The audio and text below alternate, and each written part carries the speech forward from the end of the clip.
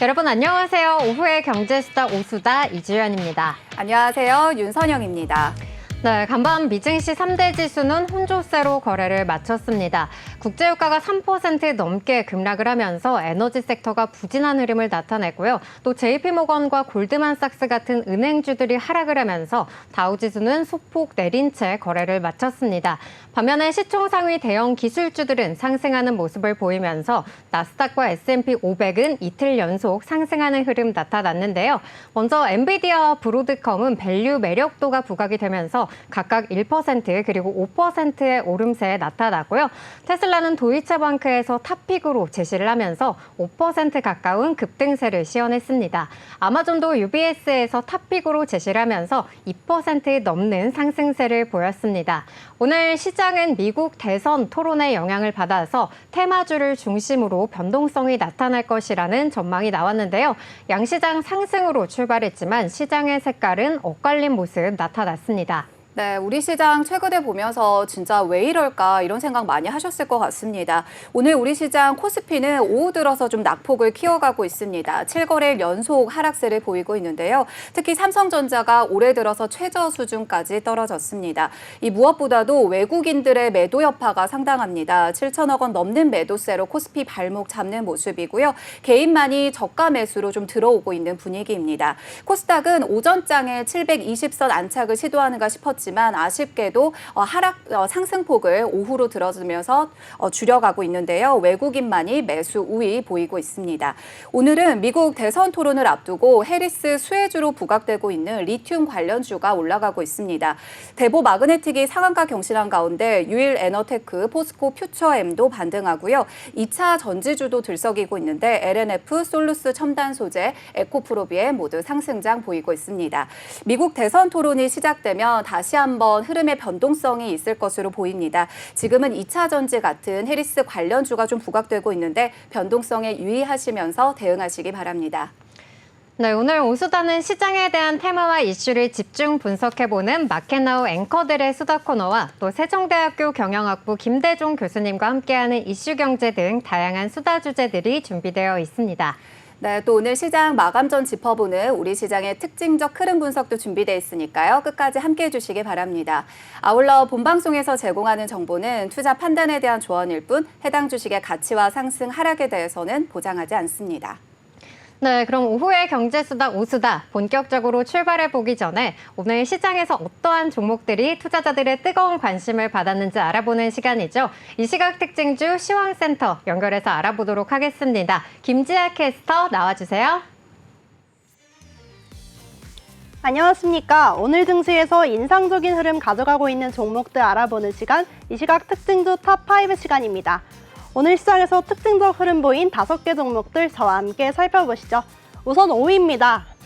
5위에는 상한가를 계속해서 터치하고 있는 대보 마그네틱이 이름을 올렸습니다. 오늘 있을 미국 대선 토론을 앞두고 해리스 테마주로 묶이는 리튬 테마주의 대보 마그네틱에 장 초부터 관심이 쏠렸습니다. 대보 마그네틱은 세계 최고의 자력 단위를 갖춘 전자석 탈철기 개발에 착수했다고 밝혔는데요. 이번에 개발되는 기기는 미세입자까지 효과적으로 제거할 수 있을 것으로 알려지면서 2차 전지의 성능을 획기적으로 향상시킬 것으로 기대됐습니다. 그 덕에 글로벌 2차 전지 기업들 사이에서 게임 체인저로 주목받고 있습니다. 2차 전지의 안전성을 높이기 위해서 탈철 공정은 필수적인 절차이기 때문인데요. 특히나 자성 성분이 제대로 제거되지 않으면 배터리 품질 저하로 인해 화재 위험성이 증가하는 만큼 2차 전지 기업들과의 대규모 계약 가능성도 커지면서 투자 심리가 더욱 커졌습니다. 현재 대보 마그네틱은 전장 대비 29.70% 상승한 2만 원에 거래되고 있습니다. 이어서 4위는 3거래일째 상한가를 기록하고 있는 하이트론입니다. 시큐리티 사업의 하이트론이 바이오 신사업에 나설 것이라는 전망 속에 3거래일 연속해서 상한가를 터치했습니다. 최근 하이트론은 바이오 기업 GPCR 지분을 취득했는데요. GPCR은 세계 최초로 지단백질 결합 수용체 헤테로머를 억제하는 표적 항암제를 개발하는 기업인데 내달 임시 주주총회에서 신동승 GPCR 대표이사와 허성용 GPCR 재무이사를 사내이사로 영업한 뒤 본격적인 신약 개발에 나설 예정입니다. 또한 하이트론은 300억 원 규모의 전환 사채를 발행하고 이 가운데 250억 원으로 GPCR 지분을 인수할 계획이 밝혀지면서 신사업에 대한 기대감이 커졌고 오늘 전장 대비 29.96% 오른 2,095원에 거래되고 있습니다. 이어서 3위입니다. 3위에는 게임 개발사인 시프트업이 이름을 올렸습니다. 시프트업의 신작 게임에 대한 기대감이 높아지면서 서브컬처 게임 시장에서의 성장 가능성이 커졌고 오늘장에서 투자 심리가 커졌는데요. 이에 최근 한 증권가에서는 시프트업에 대한 긍정적인 전망을 내놓으면서 목표 주가를 상향하기도 했습니다. 서브컬처 게임은 특정한 팬덤이나 마니아층을 타겟으로 하는 게임을 말하는데 시프트업은 이미 과거 데스티니 차일드와 승리의 여신 니케처럼 매력적인 세계관 IP를 독자적으로 개발하고 확립하면서 서브컬처 게임 시장에서의 입지를 다졌습니다. 현재 개발 중인 신작 게임 역시 기존의 강점을 이어받아 높은 퀄리티의 그래픽과 독창적인 스토리텔링을 선보일 것으로 기대되면서 오늘장 4.36% 오른 57,400원에 거래되고 있습니다. 이어서 2위에는 대규모 공급 계약을 따낸 영진약품이 이름을 올렸습니다. 영진약품은 어제 중국 의약품 기업 중산벨린과 세팍의 3세대 항생제인 세프카펜세립의 완제 의약품 수출 계약을 체결했다고 밝혔습니다. 이번 계약에 따라 영진약품은 국내에서 세프카펜세립 완제를 제조해 공급하고 중산벨링은 중국 내에서 마케팅과 유통 그리고 판매를 담당하기로 했습니다. 영진약품은 지난 6월 중국 식약처에 세프카펜세립의 품목 허가를 신청했었고 허가가 완료된다면 영진약품은 향후 10년간 1,000억 원 규모로 세프카펜세립 완제를 공급할 수 있게 됐다는 소식이 전해지면서 오늘 전장 대비 1.56% 상승한 2,285원에 거래되고 있습니다. 대망의 1위에는 비만 치료 테마주인 펩트론이 이름을 올렸습니다. 이번 주가 상승은 덴마크 제약사의 비만 치료제인 위고비가 국내 출시될 예정이라는 소식에 국내 비만 치료제 관련주들이 동반 상승했기 때문입니다. 위고비는 체중 관리에 탁월한 효과를 보이면서 이미 글로벌 시장에서의 큰 성공을 거뒀었는데요.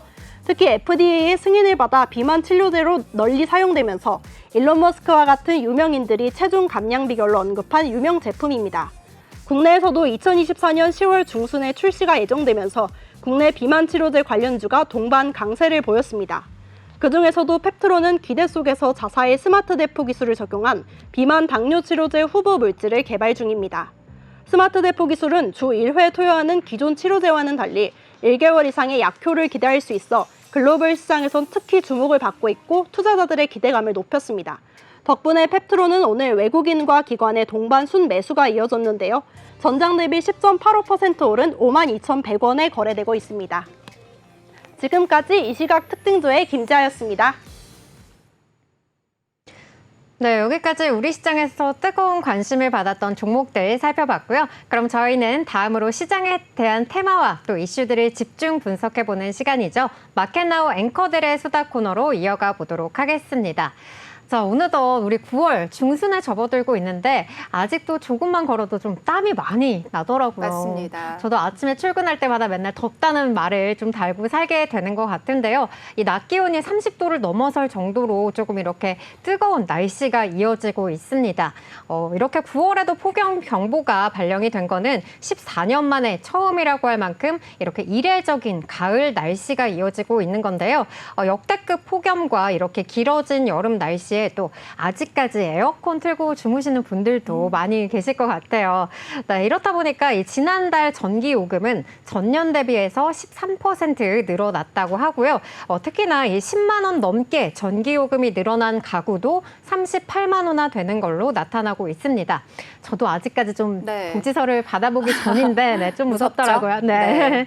네, 그럼에도 이제 이렇게 전력 소비는 늘어나고 있는데 한전은 또 올해 상반기 기준 총 부채가 202조 8,900억 원에 달하는 등 심각한 재무 위기를 겪고 있다고 합니다. 러시아 우크라이나 전쟁 이후로 국제 에너지 가격이 급등하기는 했지만 물가 상승 우려를 의식해서 이 한전이 2021년에서 2023년 원가 아래로 전기를 공급하면서 적자 상태가 지속이 되고 있는 겁니다. 아까 그래프에서 38만 호나 이번에 10만 원 넘게 전기요금이 나올 거라고 했는데 저희 집 보는 것 같았어요. 네. 네, 이렇게 좀 통상적으로 여름과 겨울이 전력 수요가 많은 성수기입니다. 자, 그러면 이번 역대급 폭염으로 한국전력이 마냥 웃을 수 있는가? 꼭 그렇지만은 않은 상황입니다. 전력 수요가 많기는 했지만요. 또 이에 따라서 정부가 하계 특별 요금이라든지 에너지 바우처를 만들어서 이 부담을 좀 완화할 수 있는 정책을 적극적으로 시행을 할 계획이고요. 이에 따라서 기초생활수급자 가운데 31만 가구 이상이 전기요금을 1원도 내지 않는 상황인 것으로 파악이 됐습니다.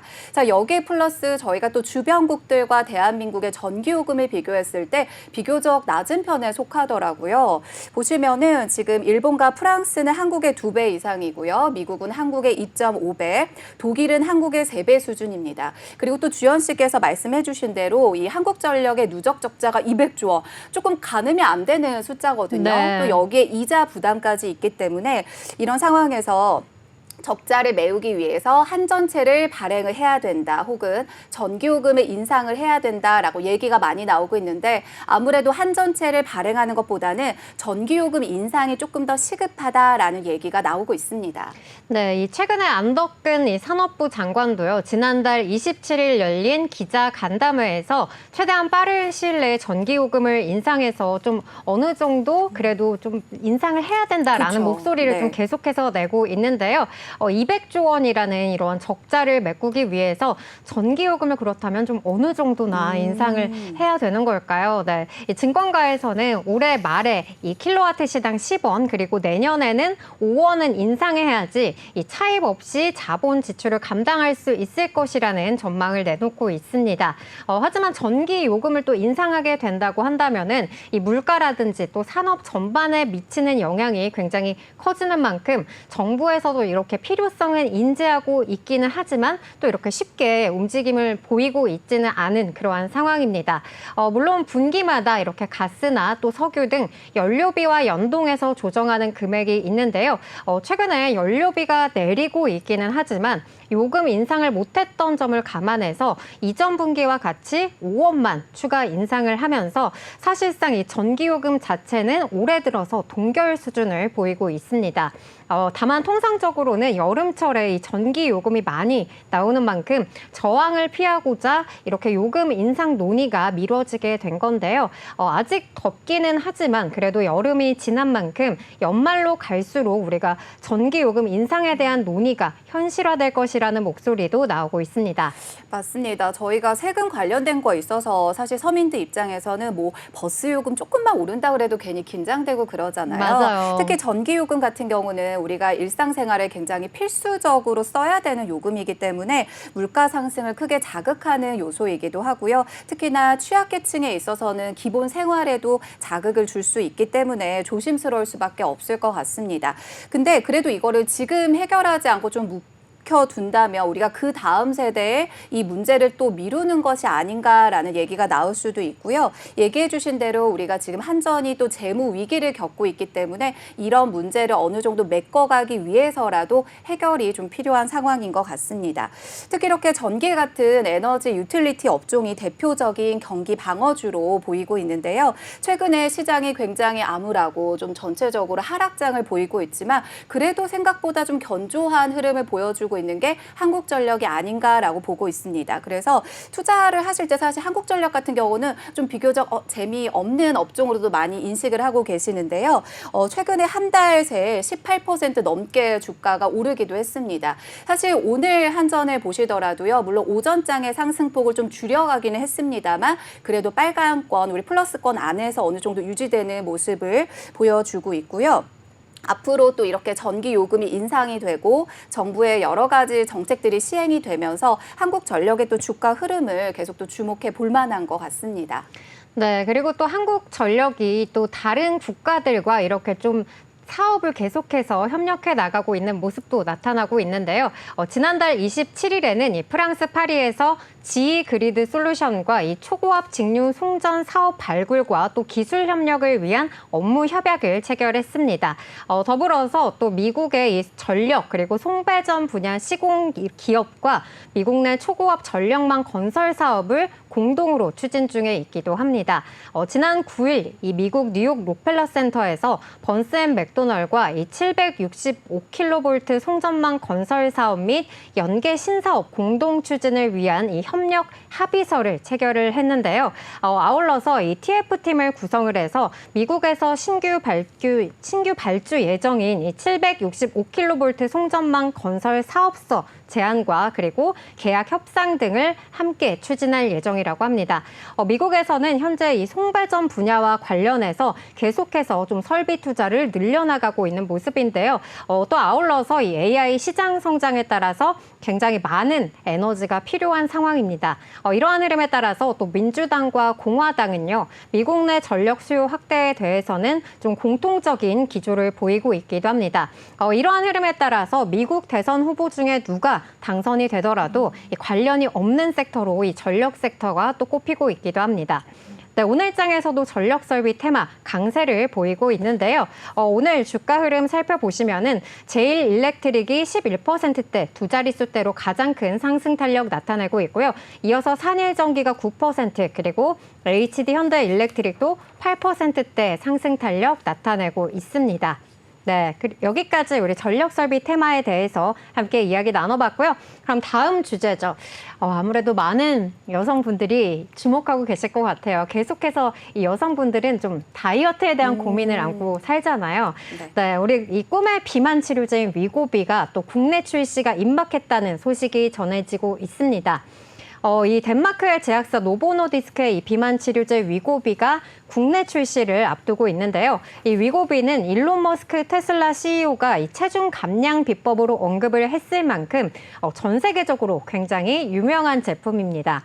비만 치료제 분야 이 국내 선두 기업인 한미약품은요. 또 이 위고비 국내 출시에 대응을 하기 위해서 한국인 맞춤형 제품 개발과 또 출시에 주력할 것으로 전망이 되고 있는데요.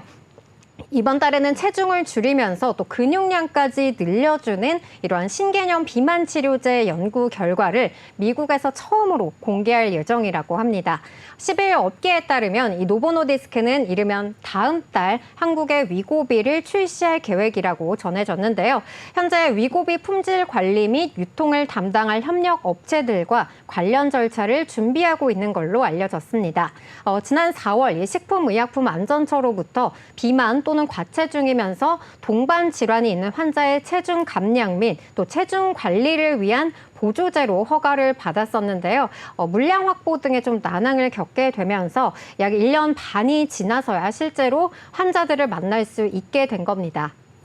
네, 사실 예전에는 비만이라는 게 좀 관리 차원의 문제로도 여겨지기도 했었는데 지금은 좀 도움을 받아야 되고 치료를 받아야 되는 것 중에 하나로 인식이 되고 있습니다. 말씀해 주신 대로 이 위고비는요, 15%에 가까운 체중 감량 효과를 보이고 있는 기적의 비만 약으로 불리고 있습니다. 한국 분들이 특히 또 많이 기다리실 수 있을 것 같아요.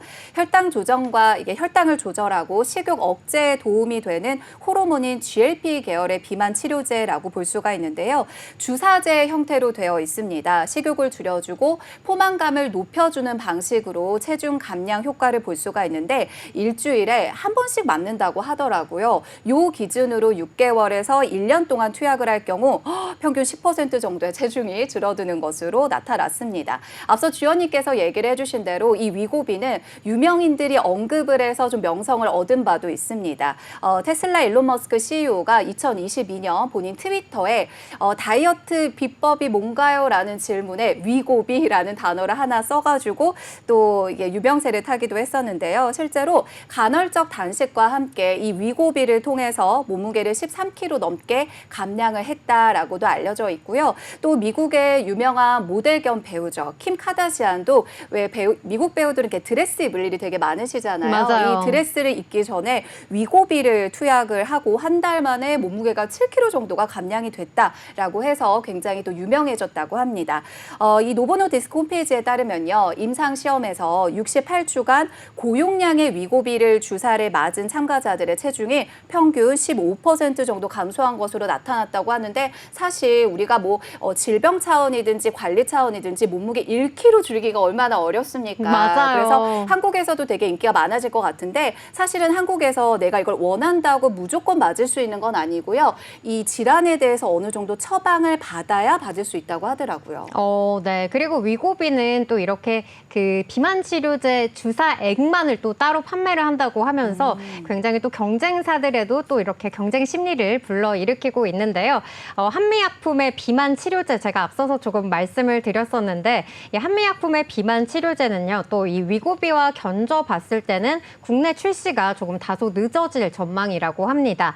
HOP라고 하는 이 한미 비만 파이프라인 프로젝트 선두주자로서요.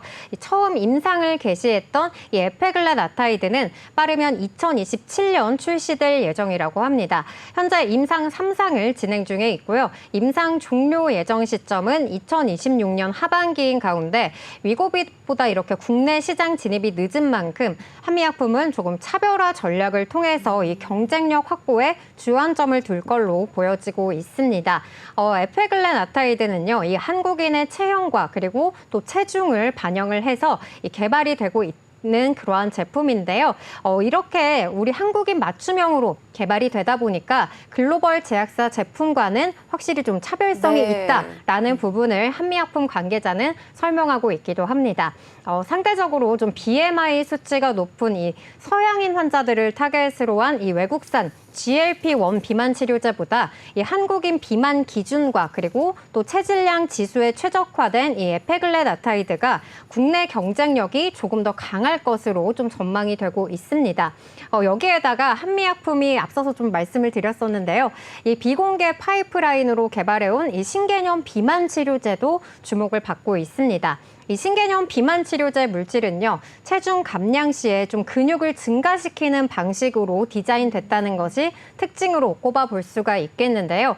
우리가 좀 살을 빼고 나면은 또 피부가 처지기도 하잖아요. 그렇죠. 네. 그런데 이렇게 좀 탄력까지 지켜내면서 또 체중을 감량했을 때 근육이 손실됐었던 이러한 기존 치료제들의 한계를 극복할 수 있다는 점에서도 주목을 받고 있습니다. 네, 저희 오늘 오수다에서 특징주 1위도 오늘 위고비라고 봐야 네. 될 것 같은데요. 실제로 위고비는 이미 판매가 시작된 미국과 영국, 독일, 일본 등 전체 8개 국가에서 선풍적인 인기를 올리면서 매출까지도 굉장한 매출을 보이고 있습니다. 지난해에만 45억 달러, 우리 돈으로 약 6조 원의 매출을 올리고 있고요. 전년 동기 대비했을 때는 무려 407%의 성장세를 보이고 있다라고 합니다. 근데 이 비만 자체만을 치료하는 게 아니라요. 우리가 비만이 원인이 돼서 생길 수 있는 질환들도 사실 굉장히 많잖아요. 그래서 비만이 무서운 이유가 비만 자체보다는 비만으로 인해서 생길 수 있는 합병증에 대한 위험성이 굉장히 높은데 심혈관 질환이라든지 비알코올성 지방관 이런 것들도 개선할 수 있다라는 것이 임상으로 추가로 확인이 됐습니다. 그래서 비만뿐만 아니라 치료를 좀 더 확장할 수 있다라는 이 확장성에서도 좀 주목을 받고 있고요. 더 놀라운 거는 사실 이 치매 관련돼서 완전한 이제 어떤 해결책이나 약이 없는 지금 시대에 살고 있는데 그쵸. 치매를 치료하는데 이 효능에 있어서도 현재 지금 임상 실험을 하고 있고 여기에서 한국에서도 진행이 되고 있다라고 하기 때문에 앞으로 조금 더 그 성장세를 기대할 수 있지 않을까 싶습니다. 자, 이렇게 위고비가 단순하게 비만 그리고 체중 감량에만 효과를 보이는 게 아니라 심혈관 질환에도 효능을 보이기 때문에 실제로도 이 미국에서는요. 공공보험 급여가 적용이 되고 있습니다. 하지만 저희 국내에서는 현재 비급여로 출시가 될 예정이고요. 지금 위고비가 미국에서는 한 달을 투약했다고 봤을 때 1,350달러, 한화로는 약 180만 원 수준의 판매가 되고 있습니다.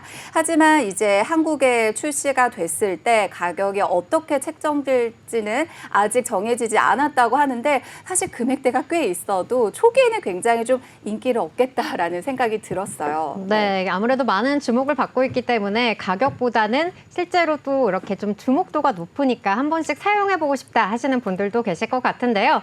국내에서는 이 약 1,600만 명의 이상의 사람들이 좀 비만으로 영향을 받고 있다고 합니다. 예전에는 관리의 문제로 여겨졌었던 비만이 저희가 앞서서 살펴봤듯이 뭐 당뇨나 또 성인병을 유발하는 좀 근본적인 원인으로 인식이 변화가 되면서 치료와 좀 도움이 필요한 것으로 여겨지고 있습니다. 위고빌 출시가 이 한국 비만 환자들의 삶에 조금 더 건강함을 불어넣고 활력을 불어넣을 수 있기를 바라보겠고요. 그리고 한미약품의 이 신개념 비만 치료제도 기대해 보도록 하겠습니다. 자, 그럼 저희는 마지막 주제로 넘어가 볼 텐데요. 마지막 주제는요. 제가 가장 좀 요즘에 관심이 있는 분야예요. 제가 아이폰을 또 사용하고 있기도 해서 이 이야기를 굉장히 많이 읽어보고 있는데 애플이 어제 이 AI가 탑재된 아이폰 16을 드디어 공개를 했습니다. 올 초에 이 삼성전자가 갤럭시 S24를 이 온디바이스 AI를 탑재해서 선보인 데 이어서 애플의 아이폰도 이 기능을 도입하면서 이 AI 스마트폰 시대가 좀 본격적으로 열릴 것이다 라는 이야기들이 나오고 있습니다. 개개인의 정보와 또 일상이 가장 많이 담겨있는 이러한 스마트폰에 생성형 AI가 접목이 되면서 앞으로도 좀 이용자에게 특화된 이러한 생활 밀착형 AI 서비스를 선보이는데 조금 테크 간의 기업들의 경쟁도 본격화될 전망이라고 합니다.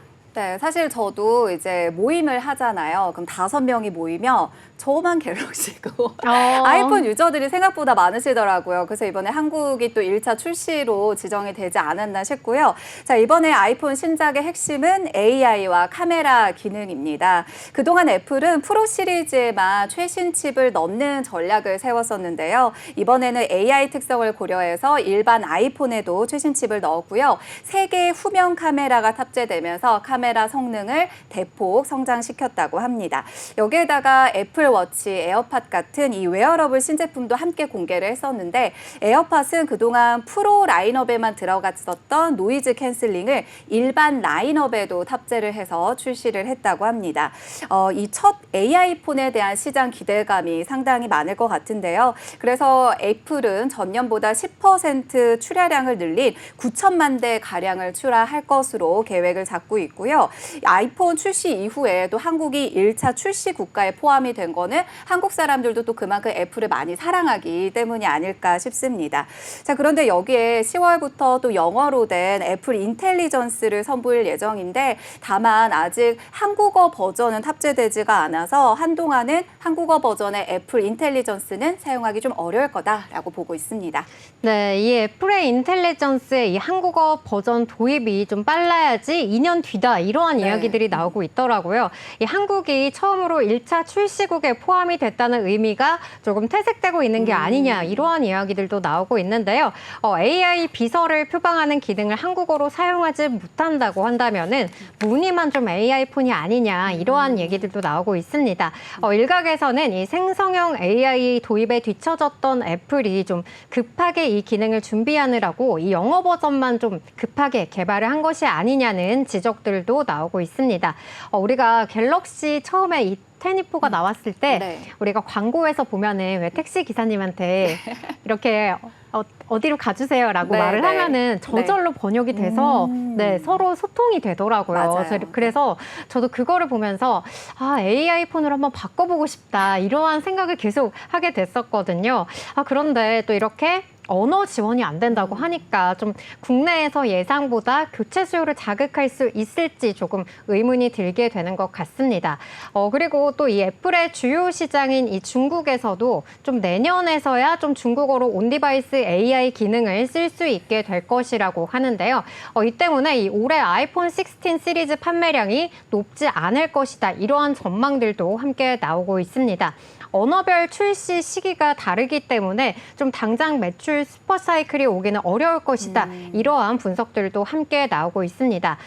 또 아이폰 16 1차 출시국이 한국에 포함이 되면서 삼성 갤럭시와의 한판 경쟁도 좀 불가피해진 상황인데요. 애플이 아이폰 16으로 고전하는 이 중국 시장과 또 동시에 출시하는 한국 시장에 안착할 수 있을지 여부가 주목이 되고 있습니다. 사실 우리나라뿐만 아니라 이 미국에서도 이 아이폰 16에 대해서 조금 실망감을 보이는 그러한 반응들도 함께 나오고 있다고 합니다. 이 아이폰이 우리가 지금까지는 좀 혁신의 아이콘으로 주목을 맞아요. 받았었잖아요. 네. 그런데 이번에 아이폰 16에 대해서는 혁신이라고 하기보다는 좀 진화가 아니냐 이러한 반응들도 나오고 있고요.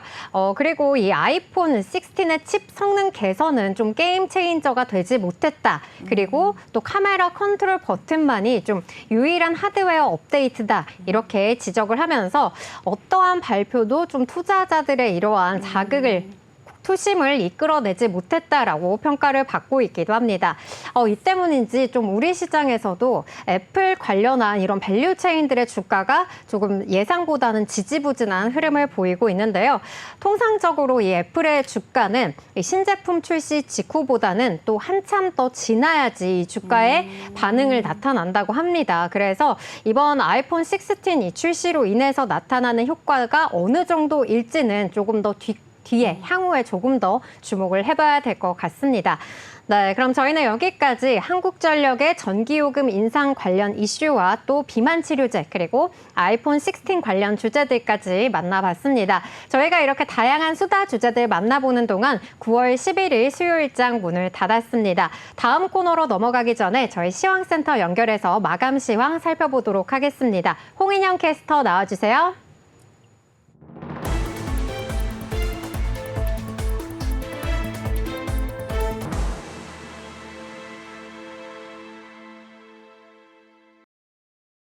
네, 시황센터입니다. 오늘 수요일장도 마감을 했습니다.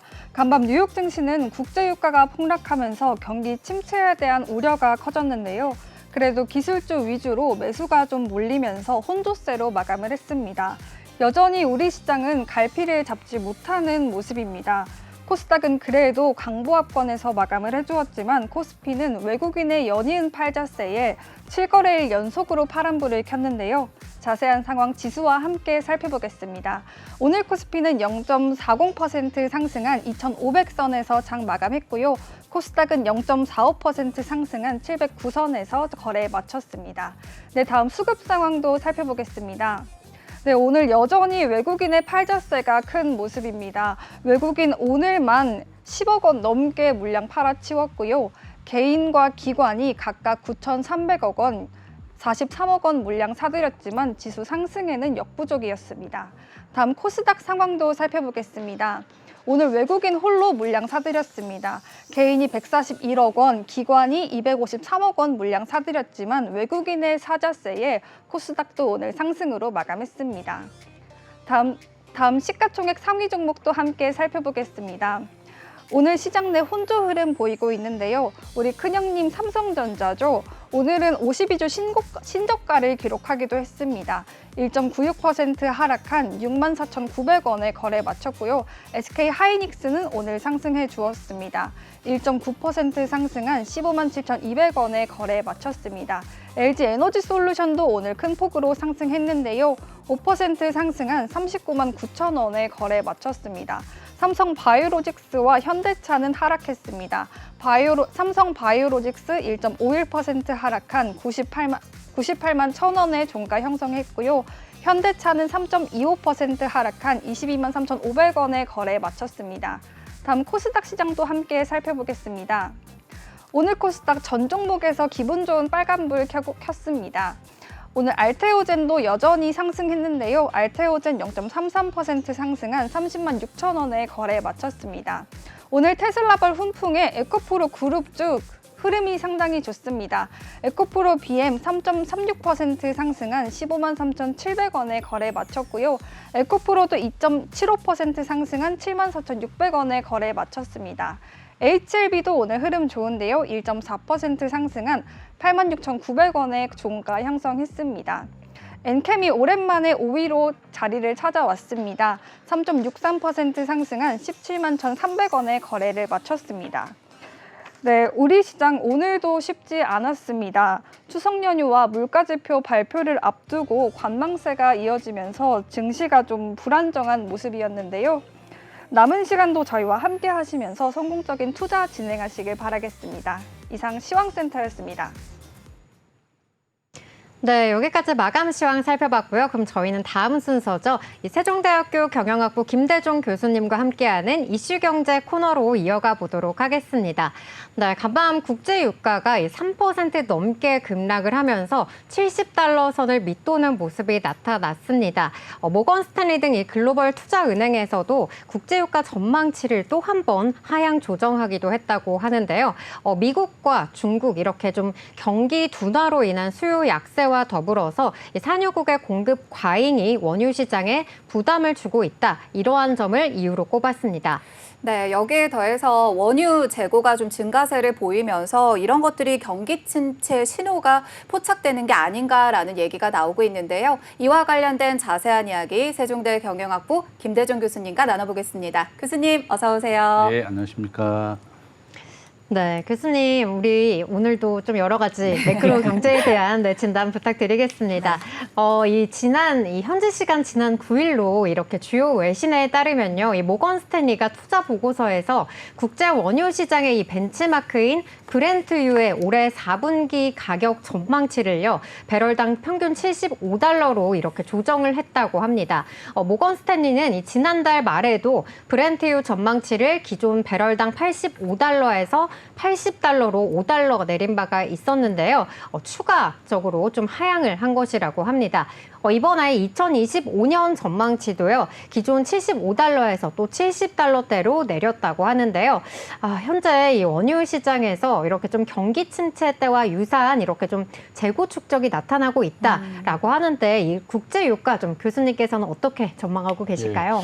저는 아마 유가는 앞으로 좀 더 내릴 가능성이 높아졌다. 저는 아마 지금부터 한 내년까지는 배럴당 마이너스 한 60달러에서 한 120달러까지 이렇게 왔다 갔다 할 겁니다. 지금 현재 전 세계 공장의 역할을 하고 있는 중국이 경기 침체가 굉장히 심합니다. 중국의 부동산이 전체 GDP의 약 30% 정도 차지하는데요. 중국의 빈 아파트가 한 8천만 채 정도 있다고 합니다. 우리나라 인구보다 더 많은 집이 비어 있다는 겁니다. 중국은 부동산을 경기를 부양해서 이때까지 경제를 끌고 왔었는데 중국의 시진핑이 이제 30년 집권을 하게 되면서 외국인 투자도 90% 급감, 또 관광객도 마이너스 95% 급감 이렇게 되긴 데다가 미국도 지금 현재 경기 침체가 좀 많이 심합니다. 실업률도 이번 달에 한 4.3% 나왔습니다. 우리가 석유 가격은 수요와 공급에 의해서 결정되는데요.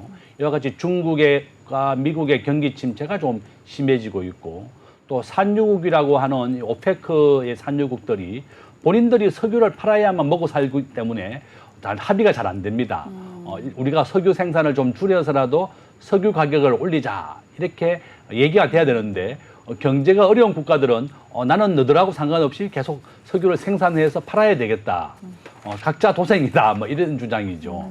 그래서 결론은 지금 현재 전 세계 석유 생산 1위는 미국입니다. 네. 미국, 러시아, 사우디아라비아 순으로 되어 있는데 중국과 미국의 경기 침체가 바로 석유 가격을 떨어뜨리고 있습니다. 산유국에서 생산을 많이 하더라도 석유가 계속 수요가 늘어난다면 가격은 올라가겠지만 이런 경기가 불황이 바로 이런 석유 가격을 떨어뜨리고 있다 이렇게 볼 수가 있고 대한민국으로서는 굉장히 반가운 소식이죠. 한국은 에너지를 100% 수입합니다.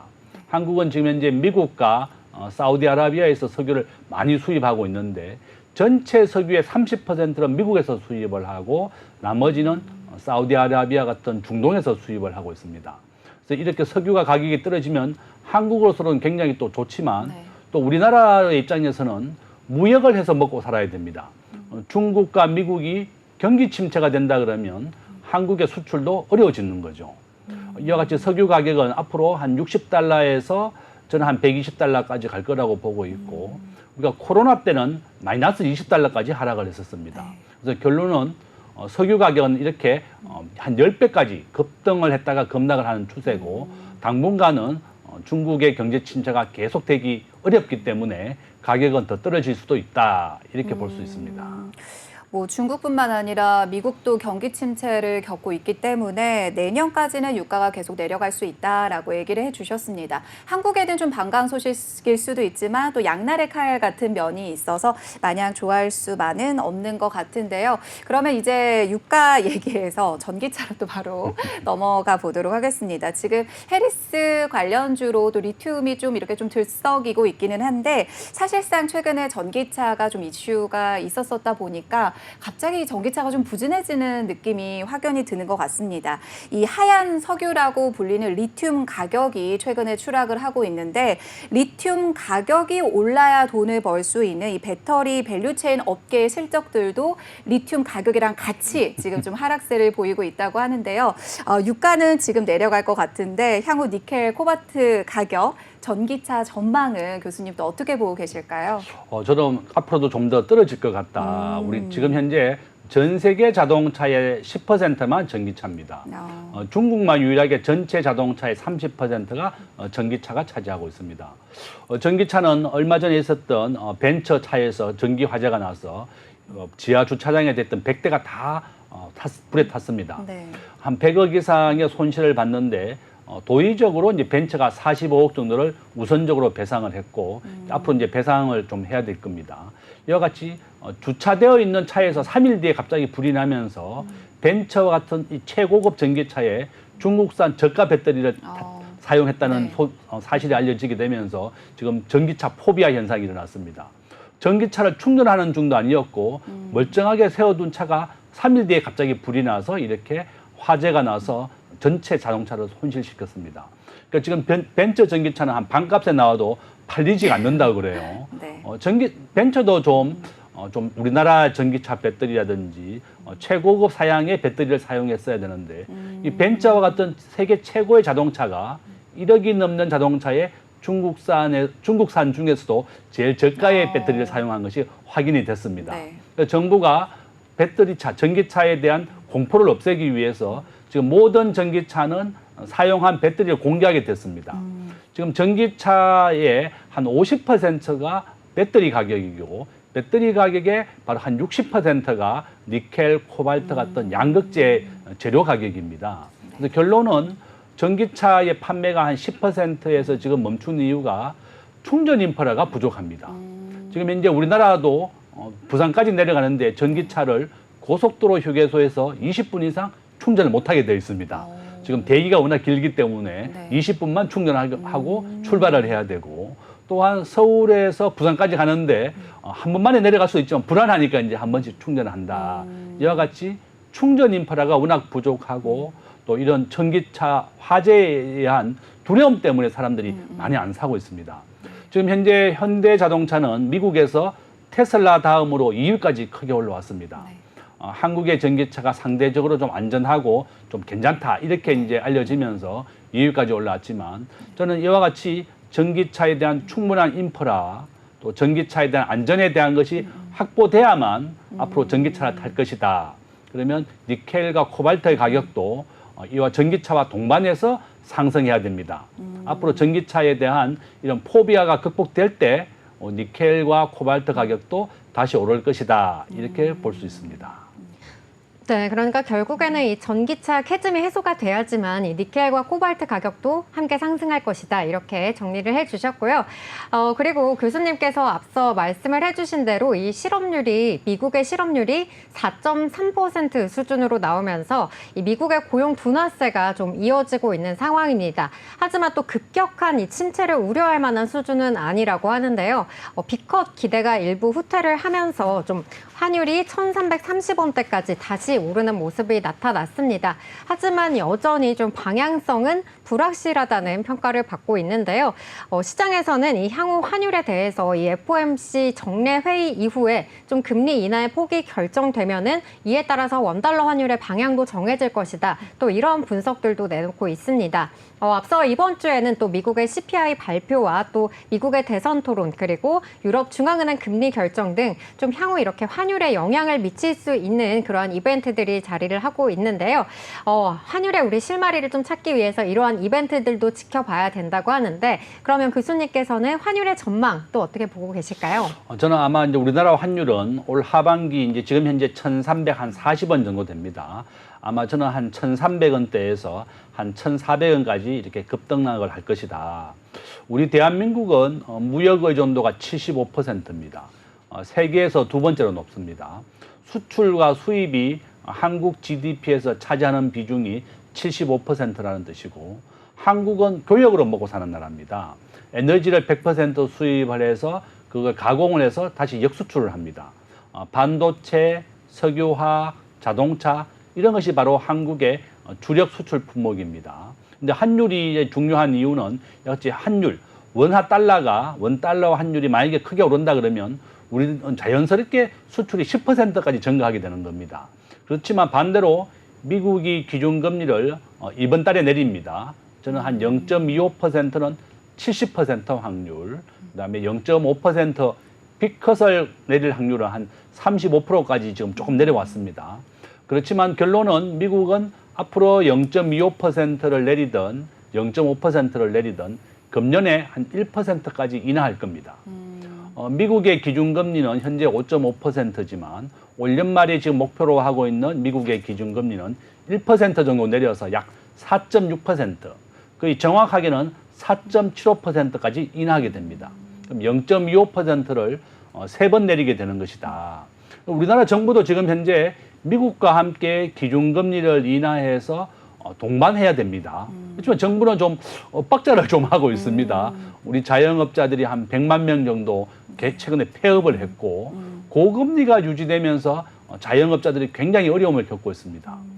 정부는 우리나라 가계부채가 지금 현재 한 1,900조 원 정도 되는데요. 국가 GDP의 약 한 93%입니다. 그렇지만 또 어떤 면에서는 우리나라 은행 연체율은 또 0.5%밖에 안 됩니다. 그러니까 실질적으로 우리 국민들은 집값의 40% 정도밖에 대출을 못 받기 때문에 연체율이 상당히 낮다 이렇게 볼 수 있습니다. 0.5%라고 하는 것은 거의 연체율이 없다는 뜻이다 이렇게 볼 수 있고 저는 바로 우리 정부가 가계 연체율이 높아서 가계 부채가 높아서 이렇게 너무 대출을 옥죄는 것도 바람직한 방법은 아닙니다. 지금 현재 미국은 실업률이 4.3%까지 나오자 경기를 부양하고 일자리를 만들어야 된다. 이런 목소리에 귀를 기울이고 있습니다. 그래서 앞으로 미국은 기준금리를 금년도에 4.6, 내년에는 3.6, 2026년에는 2.6까지 내릴 겁니다. 앞으로 2027년에는 1.7까지 앞으로 매년 1% 내립니다. 그러면 한국은행도 금년 10월이나 12월에는 0.25%를 내려야 됩니다. 결론은 기준금리를 인하한다고 하는 것은 반대로 주가나 부동산이 또 상승하게 되는 거죠. 그런 효과가 있다. 그래서 결론은 저는 미국은 이렇게 기준금리를 인하하고 경기를 부양하고 있기 때문에 정부도 미국과 동반해서 기준금리를 인하하는 추세로 가야 된다. 저는 그렇게 말씀을 드립니다. 결국에는 기준금리 인하로 가야 되는 게 답이다라고 얘기를 해주셨습니다. 자, 마지막으로 지금 사실 비트코인이 다시 한번 좀 움직이고 있습니다. ETF 자금 움직임이 순유입으로 최근에 전환이 됐는데요. 비트코인 교수님 어떻게 보고 계신가요? 딱 정리해 주시죠. 좀 트럼프가 지금 당선 가능성이 52대 51, 1% 차이입니다. 트럼프가 당선된다면 당연히 비트코인이나 가상화폐가 좀 더 주목을 받을 것이고 만약에 해리스가 당선된다면 지금 현재 정도의 추세가 될 것입니다. 전 세계 가상화폐는 한 1만 개 정도 있고 한국에서는 한 300개 정도가 거래되고 있습니다. 전 세계 가상화폐 1만 개의 기축통화 역할을 하는 것이 바로 비트코인이다. 두 번째는 이더리움이 이제 미국에서 ETF가 상장이 되어 있는데요. 저는 아마 가상화폐는 만약에 투자하고 싶다면 저는 비트코인만 해라. 전 세계 기축통화 역할을 한다고 저는 보고 있고 어느 대통령이 당선되느냐에 따라서 비트코인 가격은 크게 출렁일 것이다. 저는 뭐 자기 자산의 한 10% 정도는 하고 싶다면 비트코인만 투자해라. 이렇게 말씀드리겠습니다. 네, 그러니까 가상화폐는 결국에는 비트코인에만 투자를 해야 된다. 이렇게 교수님께서 정리를 해주셨습니다. 오늘도 수고해주신 김대중 교수님과는 여기서 인사 나누도록 하겠습니다. 교수님 고맙습니다. 감사합니다. 네, 오늘 준비한 오후의 경제수다 오수다는 여기까지입니다. 내일은 더욱더 시장에 가깝고 유익한 정보들로 찾아뵙도록 하겠습니다. 네, 저희 방송 다시 보기는 언제나 네이버와 유튜버 채널을 통해서 가능하다는 점 기억해 주시고요. 아울러 본방송에서 제공하는 정보는 투자 판단에 대한 조언일 뿐 해당 주식의 가치와 상승 하락에 대해서는 보장하지 않습니다. 네, 그럼 오늘 장도 고생 많으셨고요. 저희는 내일 오후 3시 오수다에서 다시 만나요. 안녕. 안녕.